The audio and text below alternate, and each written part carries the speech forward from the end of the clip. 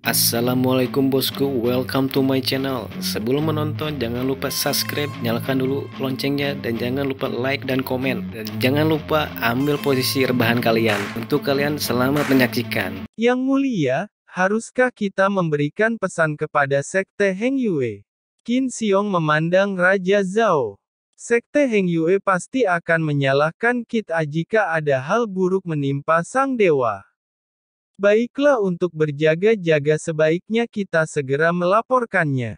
Aku akan pergi sekarang. Qin Xiong buru-buru keluar, berjalan ke pintu aula, dan tidak lupa memberi hormat kepada seorang gadis berusia 12 tahun yang masuk, Putri. Paman Qin. Gadis muda itu sedikit lucu, dan dia tersenyum, memperlihatkan dua gigi kecil yang jernih dan dua lesung pipit kecil yang indah. Dia seperti peri. Gadis ini adalah putri Raja Zhao, ialah Xian. Sang putri sangat terlambat, bagaimana bisa ke aula istana? Qin Xiong tersenyum lembut. Kudengar dewa lain akan datang. Aku ingin melihatnya. Hei hihi. Xian tersenyum bahagia, dan sebelum Qin Xiong berbicara, Xian berlari masuk.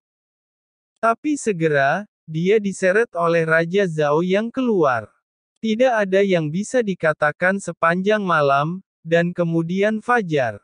Di pagi hari, cahaya-cahaya pagi menyinari jendela ke dalam ruangan, dan ditaburkan di wajah Ye Chen.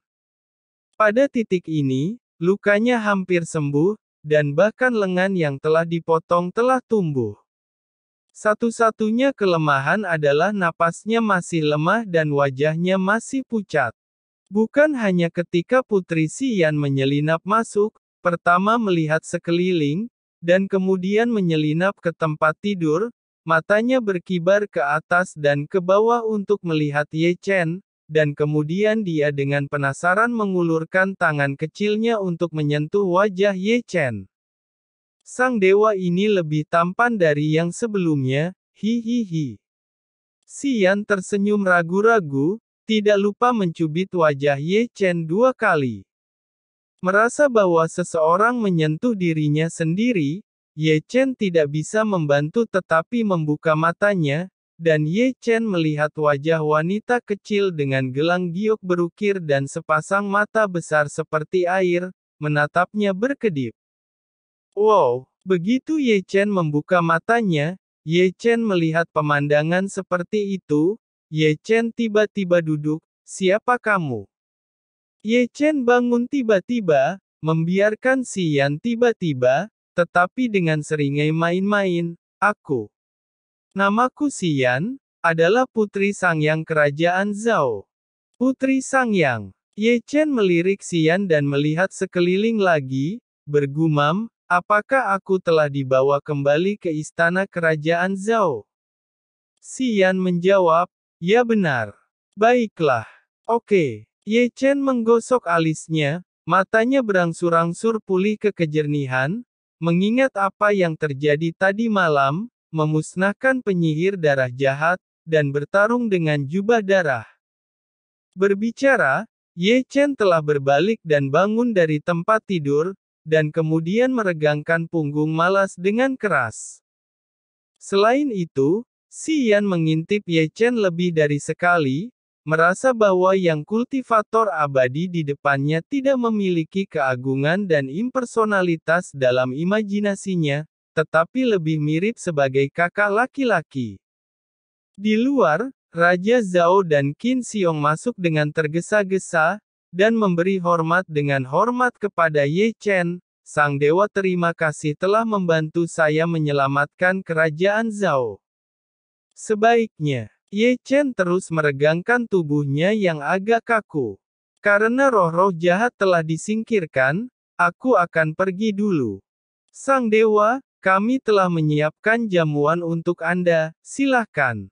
Ye Chen menjawab, tidak perlu makan, karena kultivator gelap itu telah lenyap, dan masih ada urusan yang harus ku selesaikan. Aku mohon pamit. Ye Chen, yang baru saja mengambil langkah, dihentikan oleh Xian di belakangnya. Mendengar, Ye Chen tidak bisa membantu tetapi berhenti, melihat ke samping, apakah ada yang salah?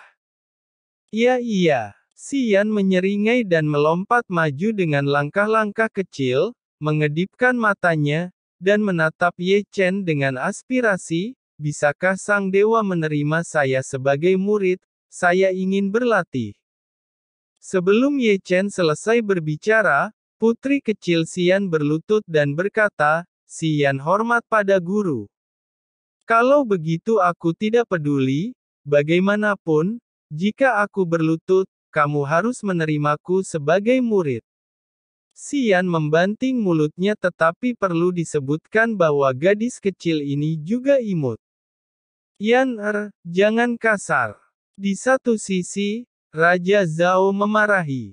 Dia tidak berharap bahwa bayi perempuannya akan melakukan hal seperti itu, dan dia akan selalu centil di depannya, tetapi siapa Ye Chen, itu dewa, dan jika dia secara tidak sengaja membuatnya marah, jangan katakan itu dia, bahkan seluruh negara Zhao akan menderita. Ye Chen melambaikan tangannya, memandang Xian, dan tersenyum, gadis kecil, tahukah kamu apa artinya menjadi kultivator? Apa artinya? Dua mata besar Xian berkedip dan menatap Ye Chen. Itu berarti kamu memiliki umur panjang, yang berarti kamu harus mengambil jalan yang ditakdirkan untuk mengarungi jalan kepahitan. Ye Chen tersenyum, kau mungkin membayangkan bahwa sebagai seorang kultivator, kau bukan lagi manusia, kau memiliki umur panjang yang tidak dimiliki manusia biasa, kau akan melihat sendiri bahwa orang yang kau cintai sedang sekarat dan sekarat di depanmu, dan kemudian setelah bertahun-tahun perubahan, kau mungkin tidak akan pernah melihat orang yang dikenal lagi, tidak ada yang akan menangis di pundak hidupmu karena keluarga manusia yang berumur pendek akan menghilang, dan tidak ada yang akan meminjamkan tanganmu. Yang disebut ayah dan ratu juga akan menghilang bersama dengan laut. Berbicara tentang ini, Ye Chen tersenyum pada Xian, apa kamu masih akan menjadi kultivator? Adapun di sisinya, Raja Zhao dan Qin Xiong sama-sama memandang Xian. Lihatlah gadis kecil ini lagi, kepalanya menunduk, dan kesenangannya jarang diam. Di sini, Ye Chen telah berbalik lagi, dan kemudian Ye Chen memberikan pedang pada Xian. Jika kamu masih ingin berlatih Taoisme, kamu dapat membawa pedang ini ke Sekte Heng Yue untuk menemukanku. Aula masih sunyi setelah Ye Chen pergi. Di luar aula, Ye Chen terbang dengan api abadinya. Ye Chen tidak segera pergi, tetapi terus-menerus muncul di desa-desa kecil. Meskipun penyihir darah penyihir jahat telah dihancurkan, dia masih belum yakin. Jika penyihir darah di negara bagian Zhao belum dimusnahkan, lebih banyak orang akan menjadi jiwa yang mati. Malam itu, Ye Chen muncul di desa kecil itu lagi. Di kejauhan, dia melihat bahwa ahli masih meringkuk di bawah pohon persik dengan lututnya, memantulkan cahaya bulan, tubuh kecilnya sangat lemah, dan jiwa ilusi terus-menerus bergoyang tertiup angin. Hei! Sambil menghela nafas, Ye Chen menghela nafas sedikit dan muncul di depan ahli, adik perempuan, kakakmu. Kata-kata itu keluar dari bibirnya, tetapi Ye Chen berhenti. Meskipun dia tahu bahwa saudara laki-laki ahli, Yang Fan, telah meninggal, Ye Chen tetap tidak tahu bagaimana mengatakannya. Namun, Ye Chen tidak mengatakannya, bukan berarti ahli tidak melihatnya. Meskipun ingatannya kacau, dia sangat pintar dan sudah menebak hasil tertentu. Kata kakak, dia akan kembali. Meski tahu, ahli tersenyum sok. Meskipun dia dalam keadaan jiwa, Ye Chen samar-samar bisa melihat air mata berkedip di matanya. Saudaraku, terima kasih telah datang menemuiku, ahli tidak takut.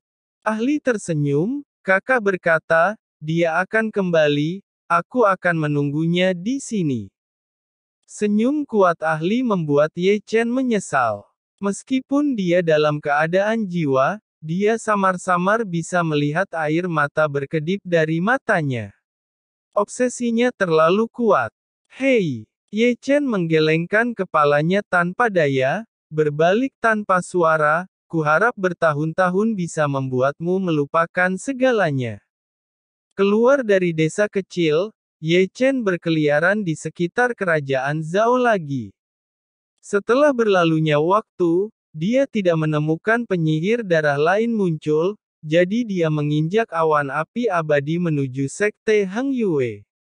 Langit malam dalam, dan bintang-bintang yang hancur seperti debu. Di bawah langit berbintang, awan api keemasan sangat menyilaukan. Ya, terbang, Ye Chen tidak bisa membantu tetapi mendarat, jatuh ke hutan pegunungan yang gelap, dan kemudian mendongak untuk melihat ke satu sisi. Ye Chen bergumam, dia telah melihat di peta kerajaan Zhao sebelumnya, tetapi sekarang lewat, Ye Chen tidak bisa membantu tetapi berhenti dan menonton. Dilihat dari kejauhan, ada 3 gunung terjal yang menempati tren bawaan, tempat menanggung langit dan bumi, dan meskipun mereka adalah kerajaan fana, mengumpulkan kekuatan aneh, yang membuat 3 gunung dikelilingi oleh awan. Ini sedetik. Ye Chen menghela nafas terkejut dan perlahan berjalan ke atas tebing, berharap bisa melihatnya lebih jelas. Luar biasa, luar biasa. Ye Chen menyentuh dagunya, dan berseru lagi. Aku pasti akan kembali untuk mempelajarinya nanti. Berpikir seperti ini, Ye Chen tidak bisa membantu tetapi berbalik. Namun, begitu dia berbalik, penampilannya tiba-tiba berubah, dan Ye Chen melangkah mundur tanpa sadar. Tidak herannya Chen begitu, hanya karena seorang pria berjubah ungu berdiri di belakangnya, kurus seperti kayu bakar, dan tubuhnya seperti daging kering, seperti zombie. Begitu dia mendarat, Ye Chen dipenjara oleh pesona roh merah. Ikutlah denganku. Ye Chen menggertakkan giginya, dan kemarahan di tubuhnya sangat keras, tetapi Ye Chen masih tidak bisa mematahkan tali itu. Qi yang baru saja marah juga ditekan kembali ke Danhai oleh pesona roh dewa. Ye Chen dimasukkan ke dalam tungku besar. Jangan siakan usaha. Karena Ye Chen tidak punya pilihan, suara seorang wanita yang berbicara datang dari sisi yang berlawanan. Ye Chen membeku, hanya untuk menemukan dirinya duduk di seberangnya. Tepatnya, itu adalah seorang wanita berusia sekitar 16 atau 17 tahun, mengenakan gaun seputih salju, dengan rambut panjang mengalir seperti gelombang air, mata yang indah seperti mata air yang jernih, dan fitur wajah adalah keindahan gelang giok berukir. Temperamen seluruh orang seperti teratai putih yang mekar. Wanita itu berkata, aku pikir hanya aku saja yang tidak beruntung. Kau juga sama. Ketika Ye Chen linglung, wanita kulit putih itu berbicara lagi, mengatakan bahwa dia tidak lupa untuk melihat ke atas dan ke bawah Ye Chen. Siapa orang ini? Mengapa menangkapmu? Tanya Ye Chen sambil menatap wanita berbaju putih itu. Memangnya kenapa lagi? Untuk meracik pil, dia alkemis jahat. Wanita bermata putih itu tampak dingin, pria ini sangat kejam. Sejak saya dilemparkan ke tungku alkimia ini, dia telah memompa jiwa ratusan bayi, dan kau dan aku juga akan menjadi material pil penghirup darah. Pil penghirup darah yang haus darah, pil dengan 4 garis. Oh, apakah kamu tahu pil penghirup darah? Wanita kulit putih itu sedikit terkejut.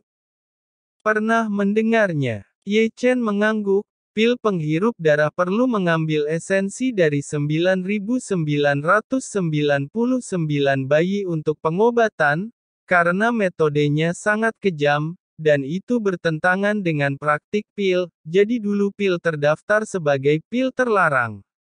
Saya tidak pernah membayangkan bahwa masih ada orang di dunia yang menggunakan metode kejam ini untuk membuat pil ini. Karena itu, Ye Chen memandang wanita berbaju putih di seberangnya dan bertanya, "Gadis, apakah kamu tahu asal-usul pria berjubah ungu yang menangkap kita?" Wanita berbaju putih menggelengkan kepalanya dengan lembut. Pria ini sangat aneh. Karena dia tahu metode pemurnian pil penghirup darah, posisinya di dunia alkimia pasti luar biasa, tetapi berdasarkan pengalaman saya belum pernah mendengar tentang ini, orang. Mendengar itu, Ye Chen jatuh ke dalam kontemplasi yang mendalam. Sebagai seorang alkemis, di bawah pengaruh Sufu, Ye Chen juga memiliki pemahaman tertentu tentang dunia alkimia.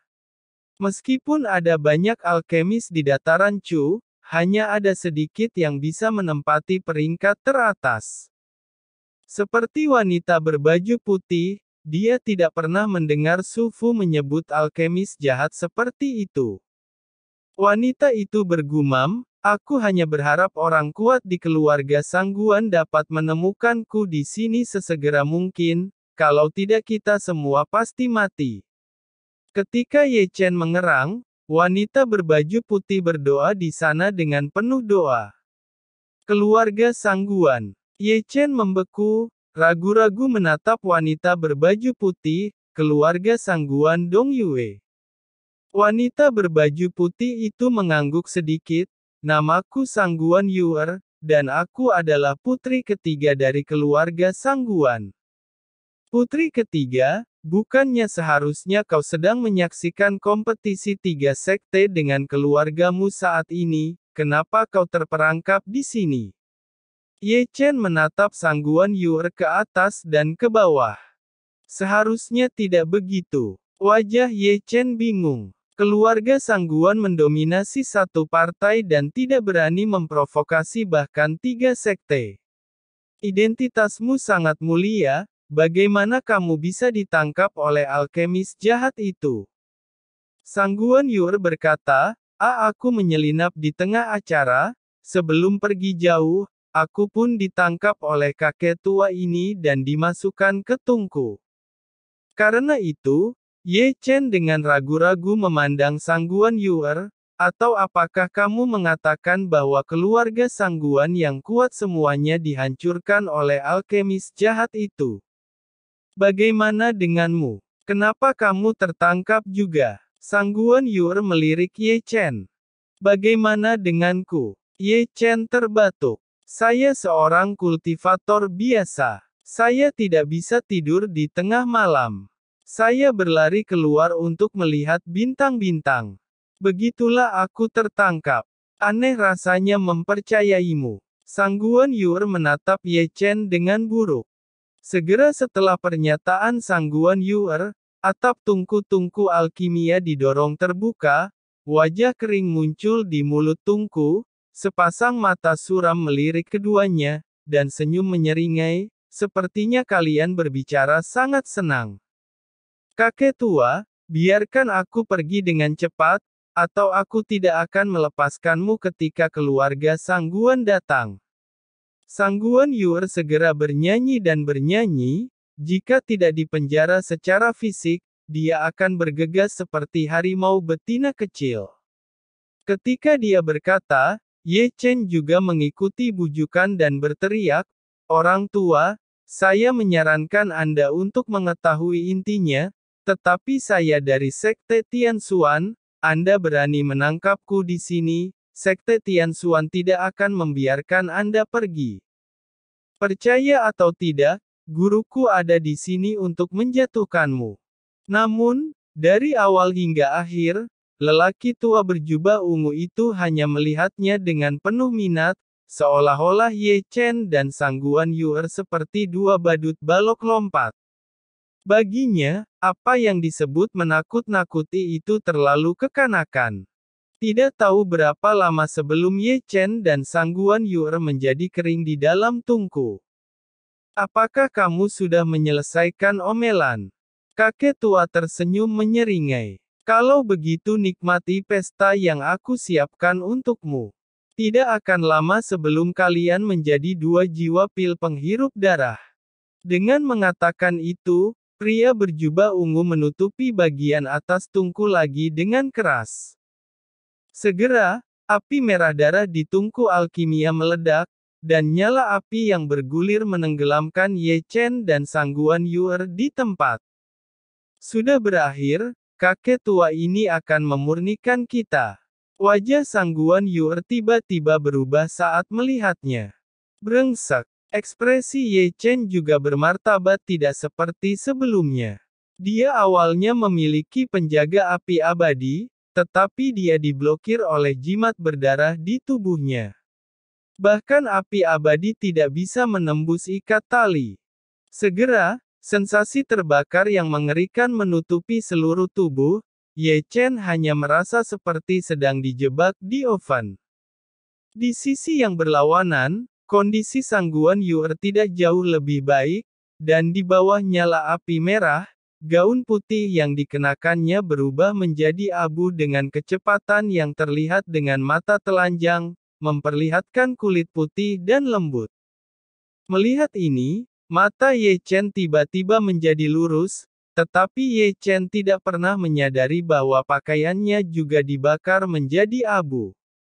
Apa yang kamu lihat? Melihat Ye Chen menatap dirinya sendiri, Sang Guan Yuer meliriknya dengan tajam, tidak tahu apakah itu terbakar atau karena sesuatu yang lain, pipinya merah. Saya tidak melihat apa-apa. Ye Chen tidak bisa menahan batuk, tetapi matanya masih menatap bulat, karena pakaian Sang Guan Yuer sudah terbakar menjadi abu, mereka berdua telanjang, dia tidak bisa membantu tetapi diam-diam menelan ludah air, api jahat di perut bagian bawah, itu merajalela naik. Kamu masih melihat, ada dua api di mata indah Sang Guan Yuer. Seumur hidupnya Sang Guan Yuer tidak pernah dilihat oleh siapapun ketika telanjang.